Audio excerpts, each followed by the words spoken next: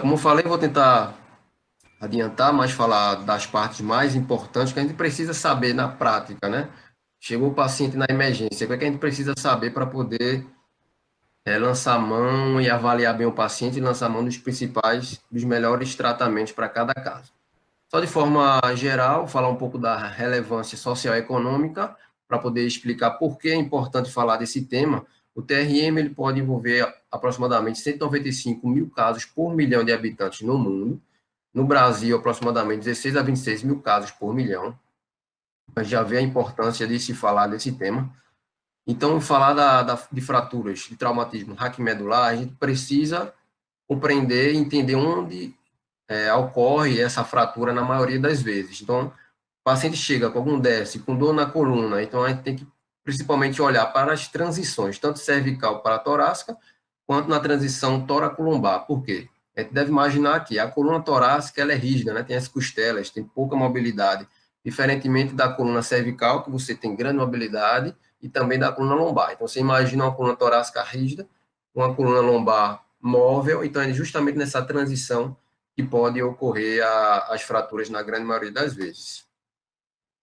Déficit neurológico ele pode acontecer em até 15% de todas as lesões da coluna espinhal, e daí a gente vê a importância social e econômica, na maioria das vezes são pacientes jovens que perdem, né, vidas de trabalho, então é um déficit importante economicamente falando para o país.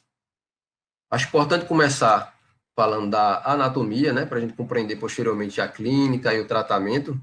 Falando inicialmente dos limites da medula, só colocar um apontador. Tá?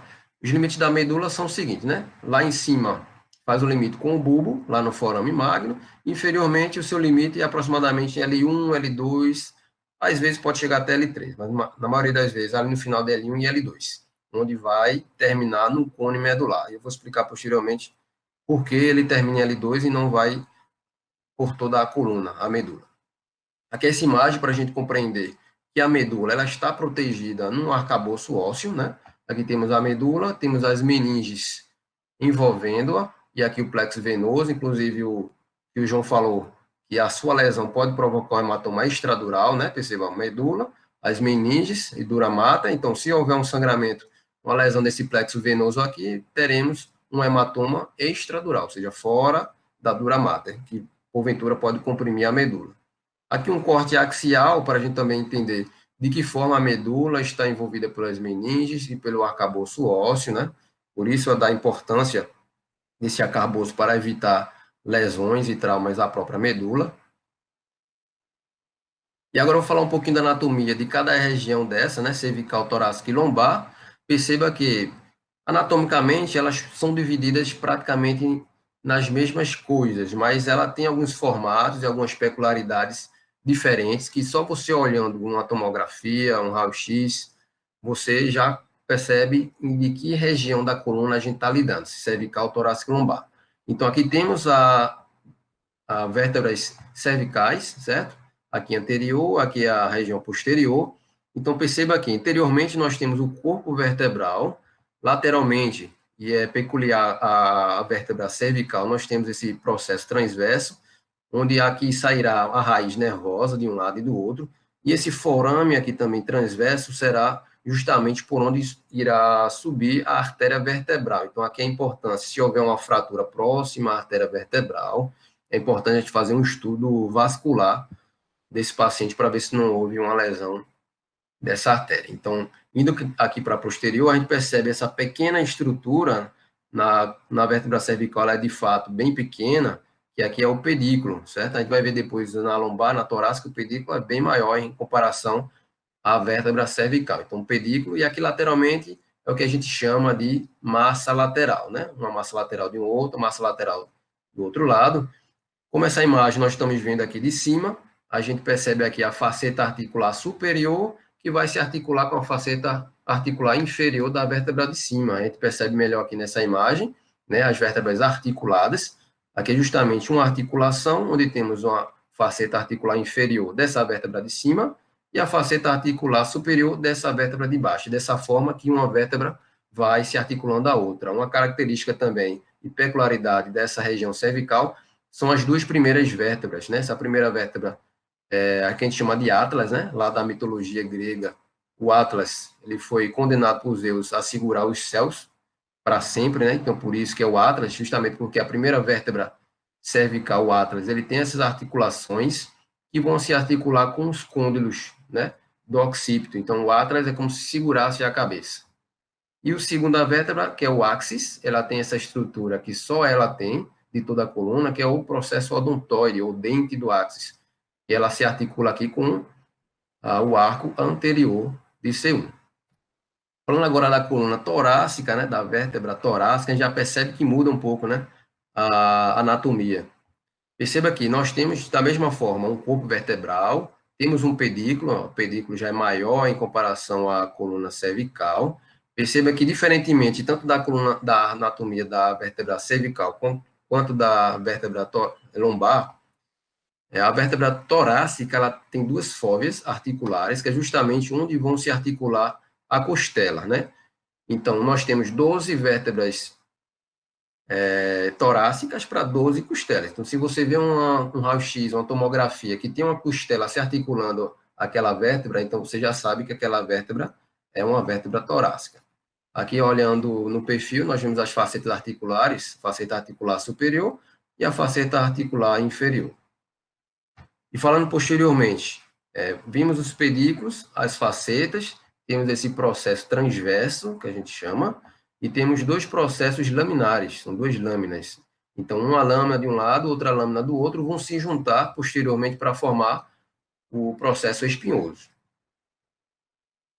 A coluna lombar tem também as suas características, mas ela da mesma forma, ela tem o corpo vertebral, temos os pedículos, um pouco mais largos, as facetas articulares, as lâminas, uma de cada lado, para formar o processo espinhoso posteriormente.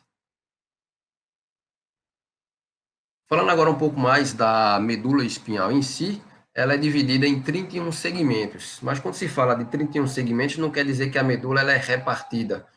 Ela é separada em 31 segmentos justamente porque temos 31 pares de nervos espinhais, né? Sejam eles 8 cervicais, 12 torácicos, 5 lombares, 5 sacrais e um coxígeo.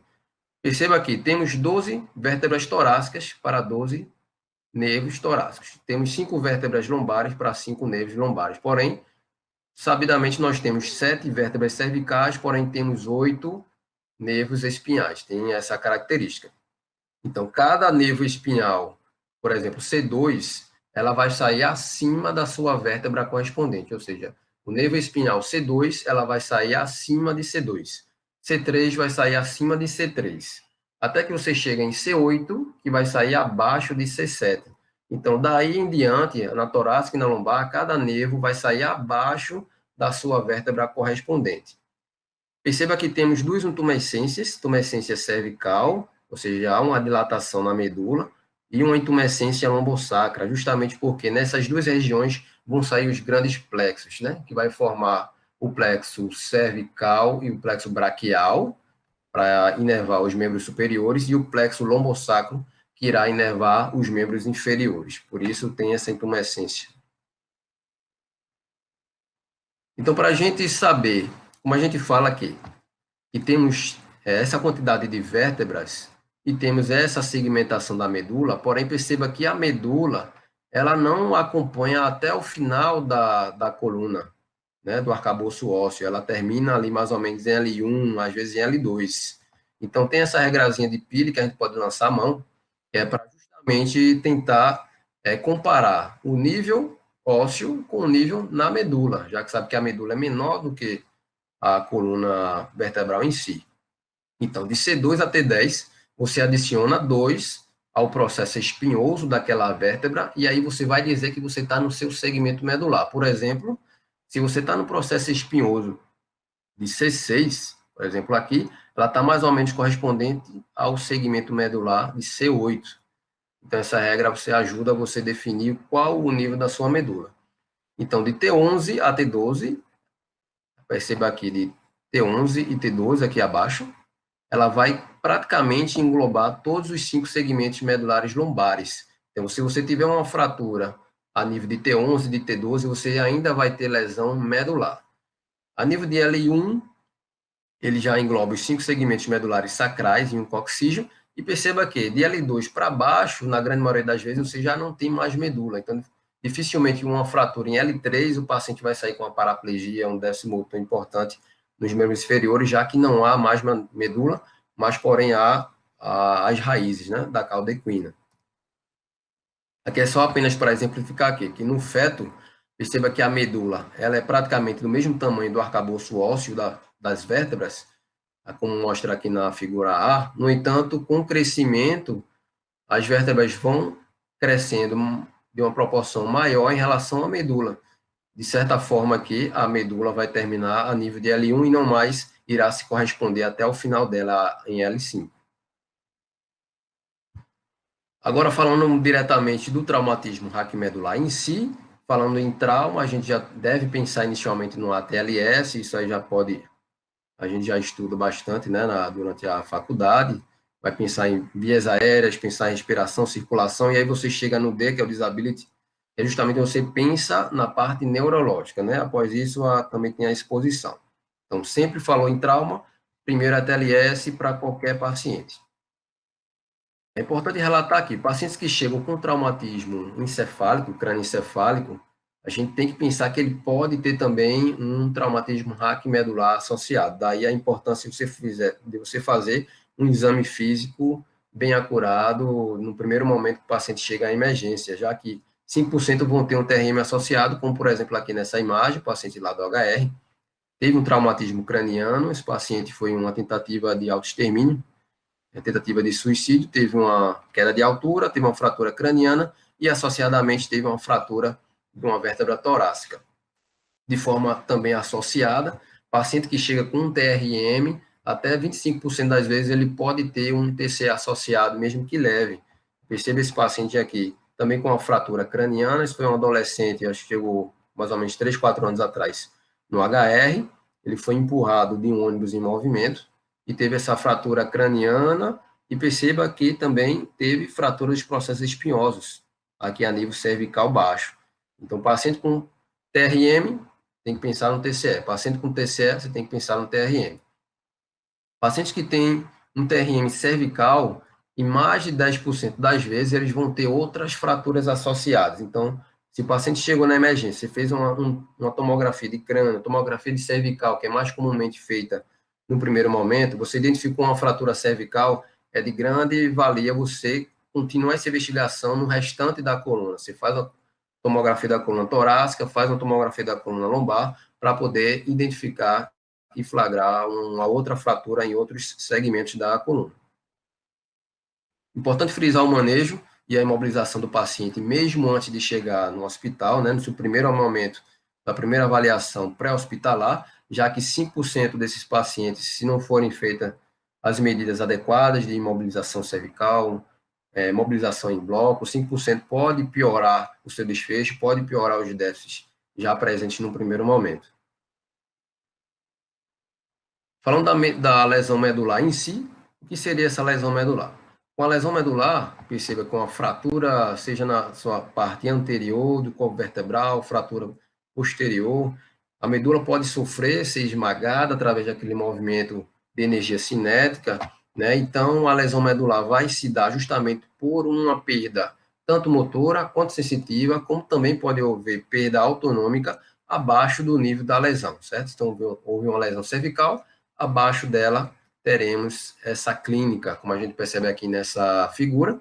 Se nós temos uma fratura cervical, o paciente pode cursar com a tetraplegia, já que daí para baixo tudo vai estar danificado. Se o paciente tem uma fratura torácica, ela também pode decursar. Se for ali T1 muito alto, dificilmente vai se ter uma tetraplegia, mas pode cursar com a paraplegia. Se o paciente tiver aqui uma fratura em L1, como a gente já percebeu anteriormente, a medula pode ir até L1, às vezes até L2. Então, até uma fratura em L1, o paciente pode cursar com uma paraplegia, diferentemente de uma fratura abaixo de L1, e dificilmente o paciente vai cursar com um déficit desta monta.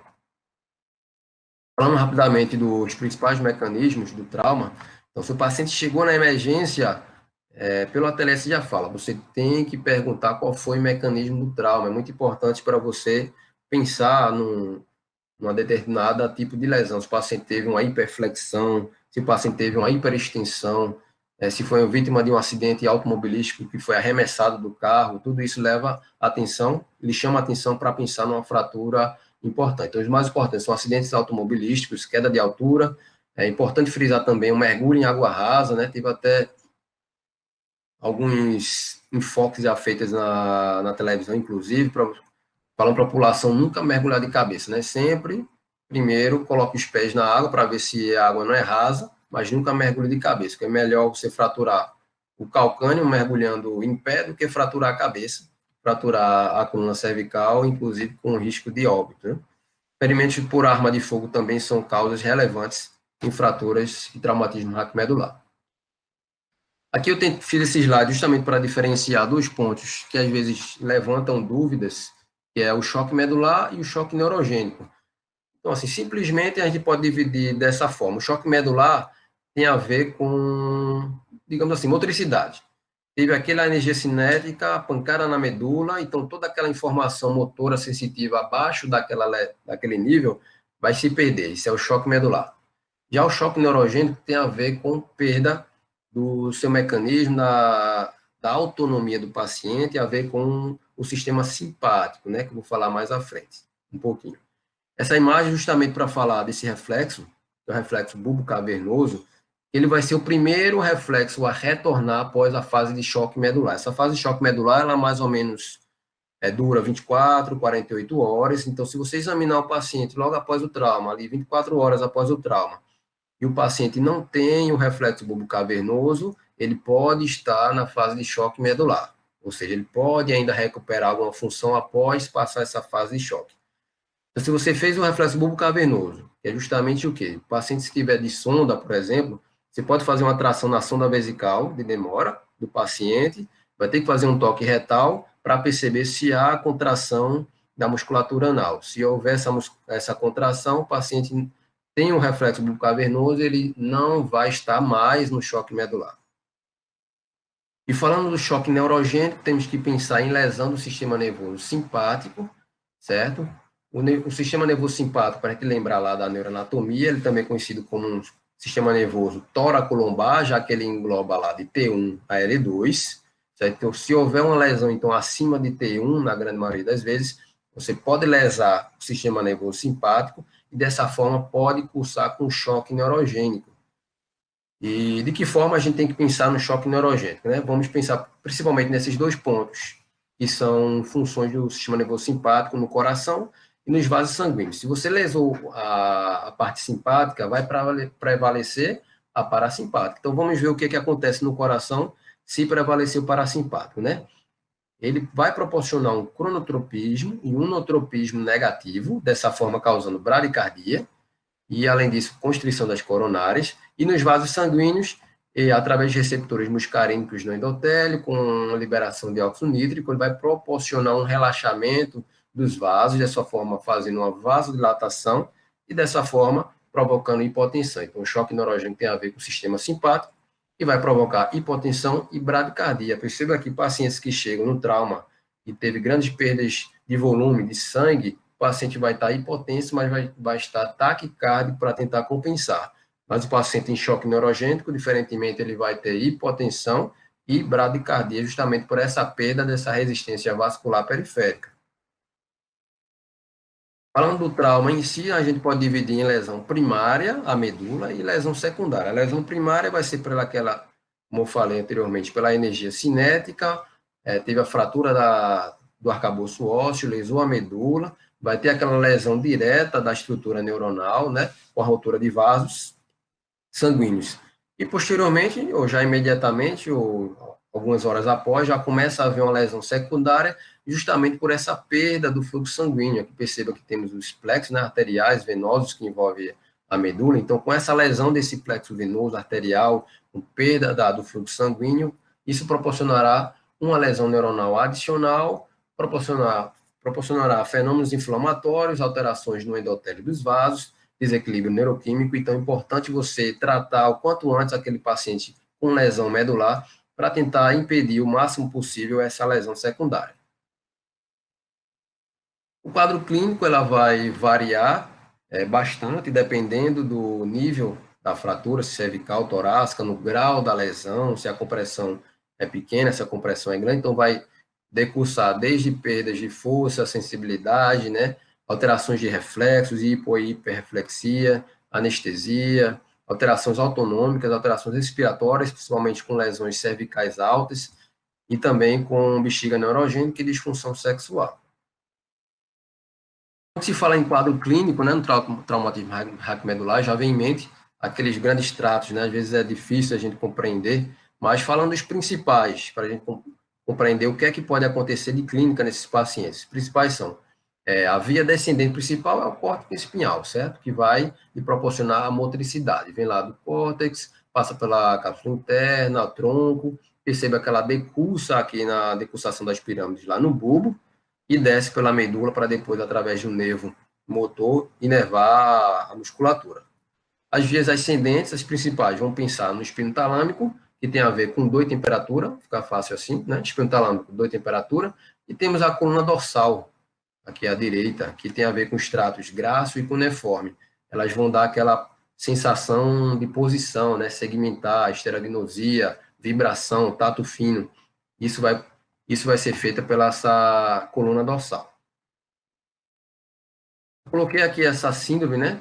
A gente conhece as grandes síndromes medulares, que são várias. Aqui eu coloquei só uma para não ficar tão estendida, então eu coloquei essa aqui que é bem clássica, que é a síndrome de Brown-Séquard, que ela vai ser justamente, vai se ocorrer devido a uma hemissecção da medula, né? Então, a metade inteira da medula vai estar seccionada, então todos esses tratos que a gente falou anteriormente, eles vão estar lesados de certa forma. Então, como é que vai se dar a clínica?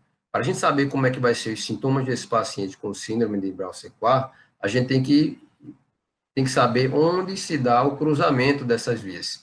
Então, vamos falar de um por um. O trato córtex espinhal lateral, ele cruza nas pirâmides bulbares, que a gente já viu anteriormente, no slide anterior.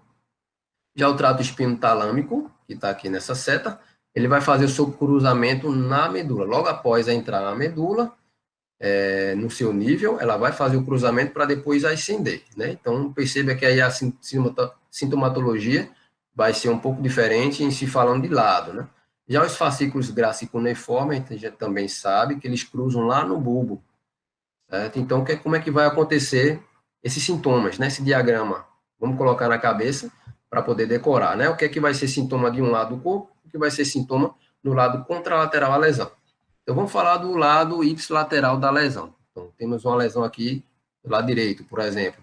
Então, você vai ter uma perda na motricidade voluntária daquele mesmo lado, já que você vai lesar o trato córtex espinhal lateral, que já cruzou lá em cima. Então, se ele já cruzou lá em cima, se você teve a lesão na medula, a sua lesão de perda da motricidade vai ser do mesmo lado.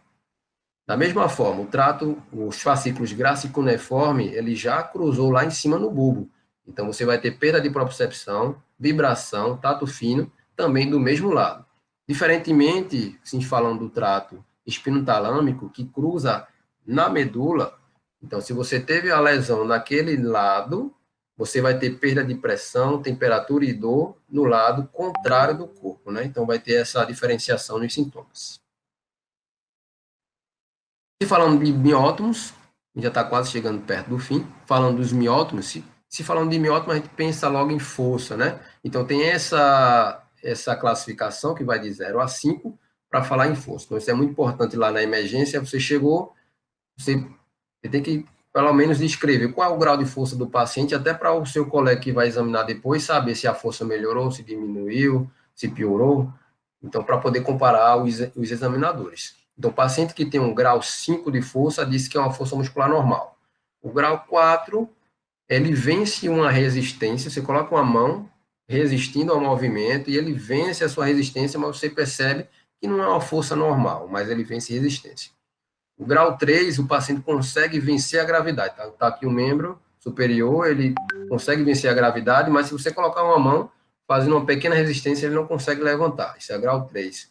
O grau 2, o paciente não consegue levantar, ou seja, ele não vence a gravidade, Ou seja, está aqui no leito, ele consegue fazer movimentos laterais, mas sem vencer a gravidade. O grau 1 é mais difícil de ver na prática, mas são pequenas contrações. O paciente não consegue nem mover de lado, sem gravidade, ele apenas tem contrações na musculatura. Então, você palpa e consegue perceber contrações na musculatura, porém não há movimento daquele músculo. E o grau 0 é a paralisia total. Então, nos miótomos, às vezes é difícil de decorar, mas vamos rever, mas é sempre bom estar sempre revendo, para a gente, quando chegar ao paciente, a gente saber em que nível a gente está lidando, né, do nível medular afetado. Então, se falando em raiz de C5, você pensa em abdução do ombro e flexão do antebraço. C6, você vai fazer a extensão do punho. C7, a extensão do cotovelo. C8, já pensamos em flexão do punho e dos dedos. T1, você pede para o paciente abrir os dedos da mão, justamente porque ele é responsável por fazer a abdução do dedo mínimo. Então, T1. Indo agora para os membros inferiores, né? L2, como L2 inerva o ilho-pessoas, tem a ver com a flexão do quadril, né? Flexão do quadril. O L3 e L4, já que inerva o quadríceps femoral, ele vai ser responsável por fazer a extensão do joelho. L4 isoladamente, você também pode examinar pedindo para o paciente fazer uma inversão do pé. L5, você pede para o paciente fazer a extensão do hálux. E o S1, a flexão plantar do pé. Também é importante a gente pensar nos dermátomos. Quando pensa em dermátomo, a gente pensa em nível sensitivo, né? O nível sensitivo é justamente o último dermátomo no qual ele estará com a sua função sensitiva preservada bilateralmente. Então, você chega para o paciente e você vai ver qual é o nível mais baixo em que está normal a sensibilidade, certo? E daí você descreve sendo o nível sensitivo. Então, vamos falar um pouco dos principais dermátomos que a gente precisa decorar e conhecer para poder examinar o paciente. E já sabendo do dermátomo, sabendo do nível sensitivo, você já consegue fazer uma avaliação diagnóstica já direcionada para aquela alteração. Por exemplo, se tiver um nível sensitivo em T4, você já lança a mão para algum exame tomográfico da região torácica, provavelmente a lesão está aí. Se tiver um nível sensitivo cervical, você tem que investigar a coluna cervical. Então, iniciando aqui C5, C5 ele vai ser responsável pela sensibilidade dessa região aqui do deltoide lateral do braço. C6, C7, C8 é tranquilo da gente decorar, justamente porque C6 você pensa no polegar, C7 dedo médio e C8 o dedo mínimo, né? C6, C7, C8, fica tranquilo de decorar. O T2, ele vai estar aqui no ápice da axila e já aí começa a ir para o tronco, né? E daí T2 para baixo vai ser bem segmentado no tronco e no abdômen, né? Vai descendo em faixas. E a gente precisa decorar alguns pontos. Por exemplo, o T4 vai estar a nível do mamilo, o T6 mais ou menos a nível do apêndice tifoide, T10 aqui no umbigo, T12 na síntese púbica. Falando em membros inferiores, vamos decorar alguns mais importantes, como por exemplo L4, que vai estar aqui na parte medial da panturrilha. L5, você pensa aqui no espaço interdigital entre o primeiro e o segundo pododáctilos. S1 na região lateral dos pés, então essa corzinha aqui, lateral dos pés, por inervação de S1. E falando em S4 e S5, você faz o exame da acessibilidade na região perianal. E aqui para finalizar e para a gente ver um pouquinho também de alguns exames de imagem, coloquei esse da classificação da Spine, para quem gosta de lesão de traumatismo medular, já deve ter visto essa classificação. E para quem não viu também vamos ver agora, e para a gente segmentar essa classificação, que é a mais utilizada em todo o mundo. O tipo A, ele divide em tipo A, tipo B e tipo C, que está nesse diagrama. A gente vai destrinchar um pouquinho para a gente compreender como é que é cada um deles. O tipo A, como um todo, a gente pode dizer que são fraturas em compressão. Fraturas em compressão. O tipo B vai ser fraturas em distração, como se a coluna fosse distraída, puxada. E aí você, dessa forma, vai lesar os ligamentos que seguram a coluna. Já o tipo C vão ser lesões de translação, rotação, e a gente vai ver também algumas imagens como é que isso se comporta. Aqui, voltando aqui, o tipo A0 são fraturas mínimas, sem grandes repercussões à estrutura, ao arcabouço ósseo, como, por exemplo, lesões no processo espinhoso, uma fratura no processo transverso. Então, não tem nem grandes tratamentos a se fazer, apenas analgesia. Fratura tipo A1, nós temos uma fratura em cunha, e pode se dar tanto como uma fratura no platô superior da vértebra, como fratura no platô inferior, isso é o A1. A fratura A1, por si só, ela não é cirúrgica. A fratura A2, ela se dá por um split, certo? Então, ela vai ter fratura tanto no platô superior quanto no platô inferior. Então, nesse caso lá do hospital da estouração, a gente percebe um corte no corpo vertebral, aqui, ó, de cima a baixo. Então, houve um split na coluna.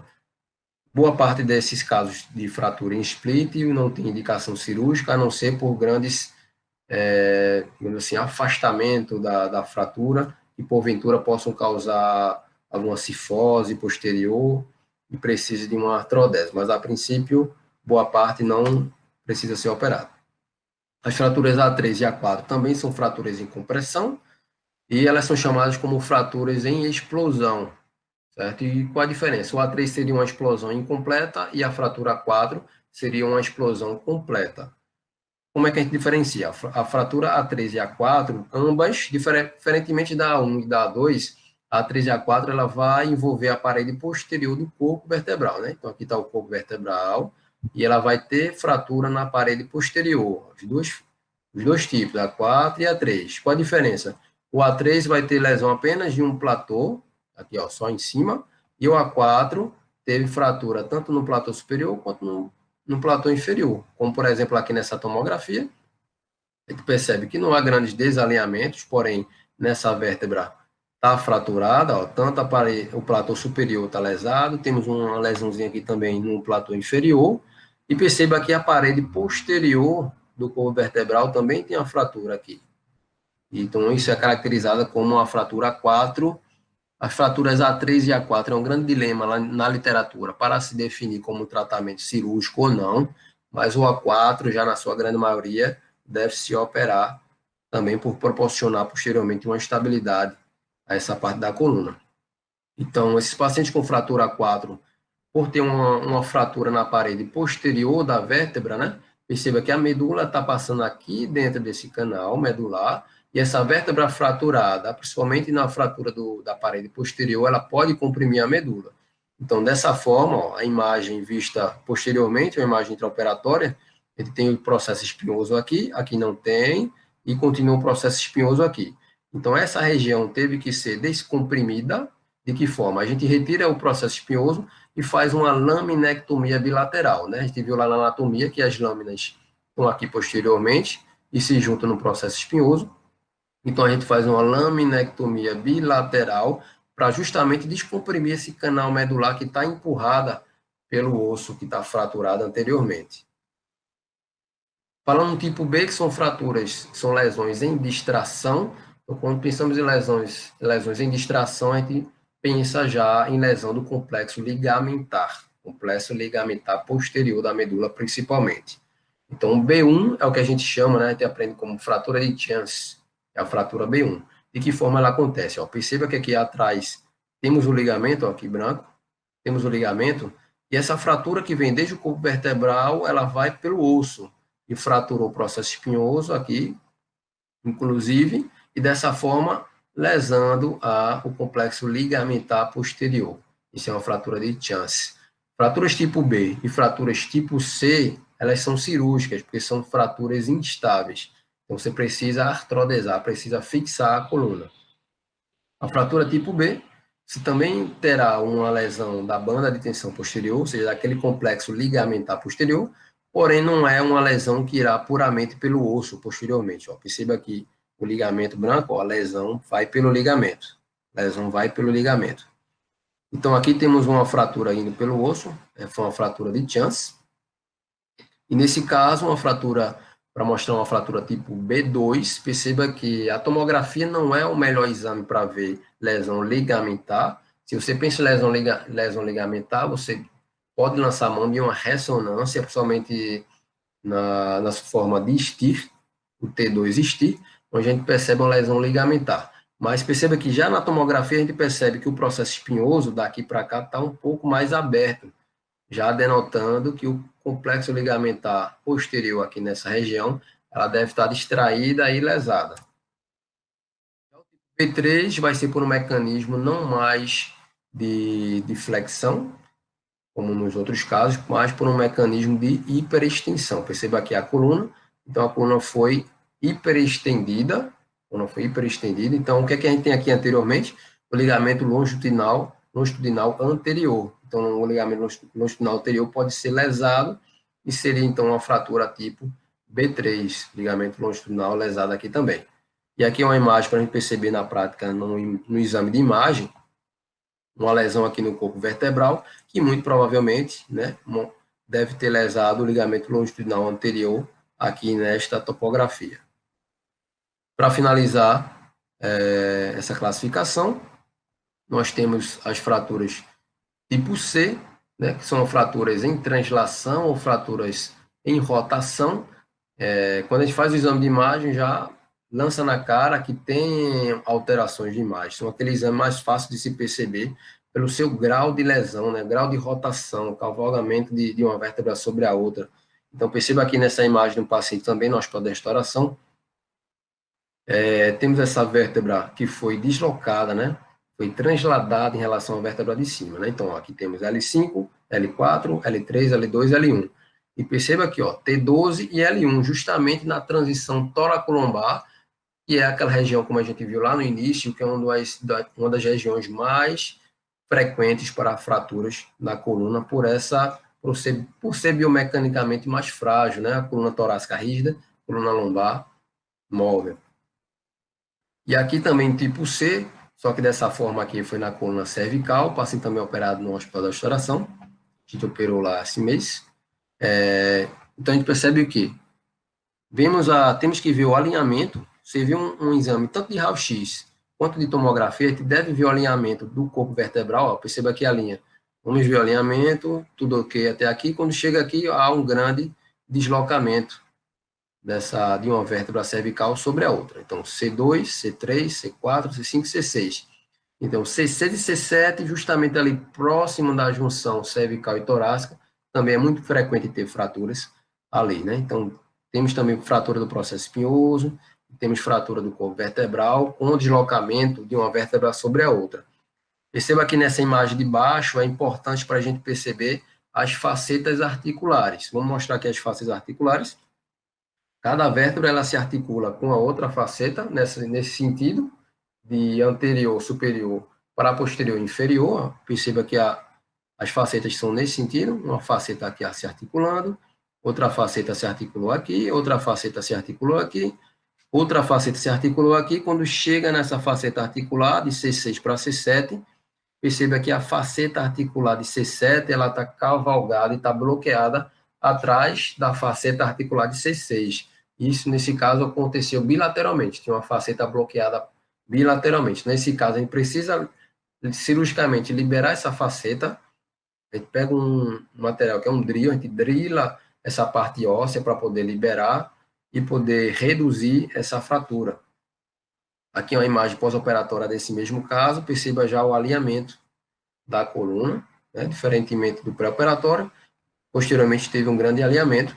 E aqui nesse caso, perceba que também tivemos que fazer uma descompressão ampla, como também comparando já o caso lá do João, né, que mostrou a lesão extradural na coluna. No caso dele, provavelmente não teve lesão traumática, mas nesse caso teve uma lesão traumática e a gente fez essa grande descompressão justamente porque a gente percebeu que tinha um hematoma extradural logo abaixo das lâminas. Então, fizemos uma laminectomia em C6 e C7, estendemos para T1 justamente por hematoma extradural se estender inferiormente. E esse hematoma extradural estava comprimindo a medula.